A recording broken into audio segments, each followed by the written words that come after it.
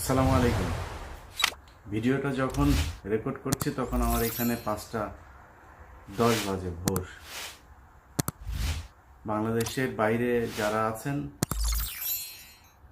আমার মনে হয় অসংখ্য মানুষ এরকম আছেন যারা কিনা সারা রাত ঘুমান নাই। একটু পর পর ফোন দেখেছি, অনেকের সাথে কথা বলেছি,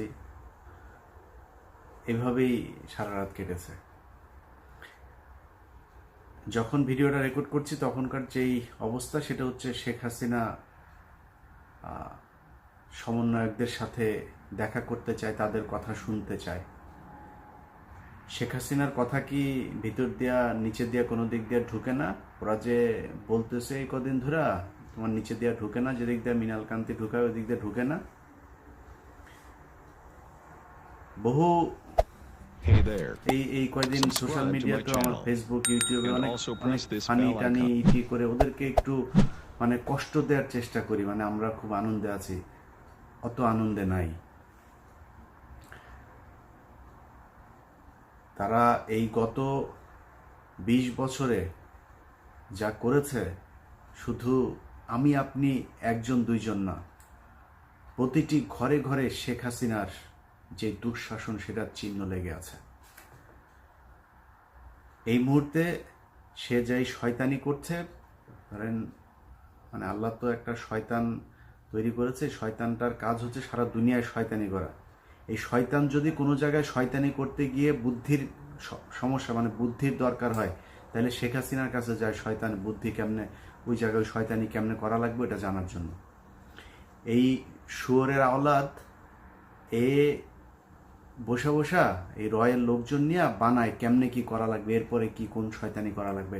এর আগে আপনাদের মনে আছে না, খালেদা জিয়াকে ডেকে তার ফোন করেছে, ফোন করে সে ফোন রেকর্ড করে সে ফোন রেকর্ড ছেড়ে দিয়েছে। কারণ খালেদা জিয়া তো ওর মতো শয়তানি বুঝে না। ওই মহিলা তো যা বলে সেটা ওপেন একদম সরাসরি বলে। সে তার মতো কথা বলেছে, সেটারে দিয়ে সে ব্যবসা করেছে। এর আগে তার ছেলে মারা গিয়েছে, সেইখানে গিয়েও সে ব্যবসা করেছে।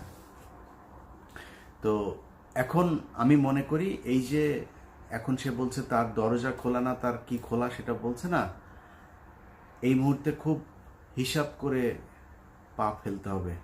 কারণ বিজয় চলে এসেছে মনে করে খুব বেশি আপ্লুত হওয়া আমি মনে করি এটা সমস্যার একটা কারণ হতে পারে।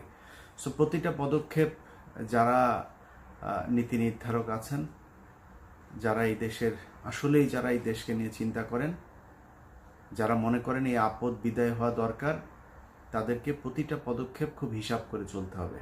আমি মনে করি যেহেতু সে বলেছে যে গণভবনে যাওয়ার জন্য, চলে যান, সমস্যা, কেউ তো গণভবনে যেতে বলছে আপনাদেরকে।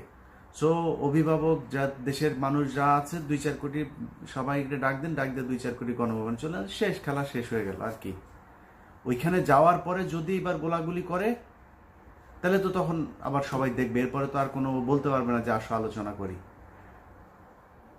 ও যখন আলোচনার কথা বলছে সেই সময়, সেই দিন, সেই একই সময় ফরিদপুরের ভাঙ্গায় পুলিশ গুলি করছে, তার কিছুক্ষণ আগে কুমিল্লাতে গোলাগুলি হয়েছে, তারপরে রাজশাহীতে এই সিলেটে হয়েছে। তো সে তো আলোচনার কথা বলছে একদিক থেকে, আরেক দিক থেকে তার পুলিশকে সে হুকুম দিয়ে রেখেছে গুলি করো। হাইকোর্টের একটা রায় দেওয়ার কথা, সেটাকে পিছায় নিয়ে যাচ্ছে, যদি নাকি রিট যদি ছাত্রদের পক্ষে চলে আসে এটা করতে দেওয়া হবে না। তো বিষয়টা বুঝতে হবে যে শেখ হাসিনা এই মুহূর্তে ক্ষমতাটা যে ছাড়বে, সে জানে ক্ষমতা ছাড়লে সে কত ধরনের জাউরামি সব করেছে, এগুলি তো বিচার হবে, এগুলি তো সবাই জেনে যাবে, সে তো এত সহজে যাবে না। সো এই জাউরাকে যদি আপনি সরাইতে চান, তাকে আঙুল বাঁকা করেই তারপরে সরাইতে হবে, এত সুন্দরভাবে তাকে সরতে দেওয়া যাবে না। এরা শক্তের ভক্ত, নরমের জম।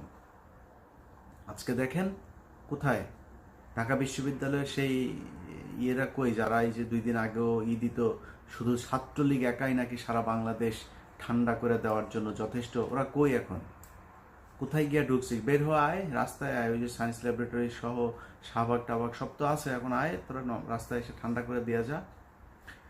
তোদের এই এই এই যে শেখ হাসিনার মিনালের এই যে ভিতর থেকে ঘষাঘষিতে পয়দা হয় পুলিশ আর এই এই সেনাবাহিনী বিজেপি এগুলিরে ছাড়া রাস্তায় যাস, তোদেরকে পকেটমার, যেরকম পকেটমার শুনলে সবাই রাস্তা দিয়ে যাওয়ার পাশে দিয়ে যাচ্ছে, যাওয়ার সময় একটা দেওয়া যায় না, তোদেরকে ওইভাবে পিটাবে। তোর বাপেরা তো পলানো শুরু করছে, তোরা কই যাবি ফকিন্নের বাচ্চারা, ছোট লোক টোকাইয়ের বাচ্চা টোকাইরা তো ওই এদের কাছ থেকে 10 টাকা 20 টাকা নিয়ে দুপুরে বিরিয়ানি নিয়ে তারপরে রাস্তায় এসে পড়িস, পোলাপান্ডে এসে পিটাস।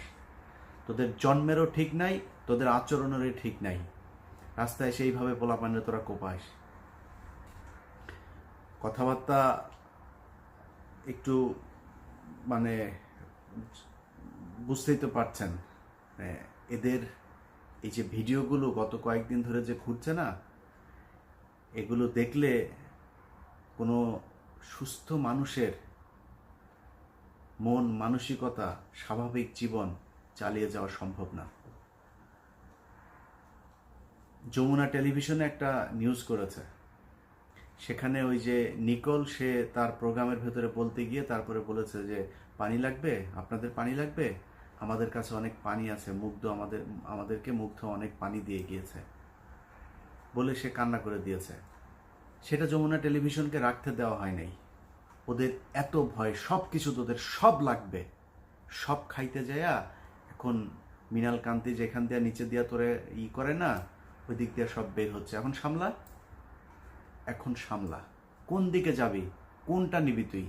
তুই এখন আরো মারবি, মেরে তারপর ঠান্ডা করবি? মানুষের ভয় ভেঙে গিয়েছে। আমি এখন তো এই ভিডিওতে তো দেখছি, আমার এত সাহস নাই ভাই, আগেই বলে নিচ্ছি। এই যে মানুষ যেই সাহস দেখাচ্ছে, আমি দেশে থাকলে এটা পারতাম না। মানে বন্দুকের সামনে দাঁড়ায়, পুলিশের সামনে দাঁড়ায় যা ইচ্ছা তাই স্লোগান দিচ্ছে। এই বাংলাদেশ আমার কাছে একদম অপরিচিত। এদেরকে দমানো সম্ভব না। শেখ হাসিনা, যত কঠিন করবি তোর অবস্থা তত খারাপ হবে। তোর জন্য এখন সবচাইতে সহজ উপায় যেটা, আগে ভাগে ভেগে যা। তুই এখানে থেকে যদি নাকি এটারে ঘোলানোর চেষ্টা করিস না, তোর আশপাশে কেউ থাকবে না। তোর আব্বাদেরকে, এই যে পুলিশে কয়েকটা তোর আব্বা আছে, এই আব্বাদেরকেও ধরে গণধোলাই দিয়ে এই পুলিশে মেরে ফেলবে। সো খুব সাবধান, সময় থাকতে যা করার দরকার। তোর এখনো, যেহেতু তুই প্রধানমন্ত্রী হিসাবে এখনো চেয়ারটার মধ্যে আসিস, তোর অন্তত প্লেনে যায় ওঠার মতো সেই শক্তিটা, ক্ষমতাটা তোর আছে।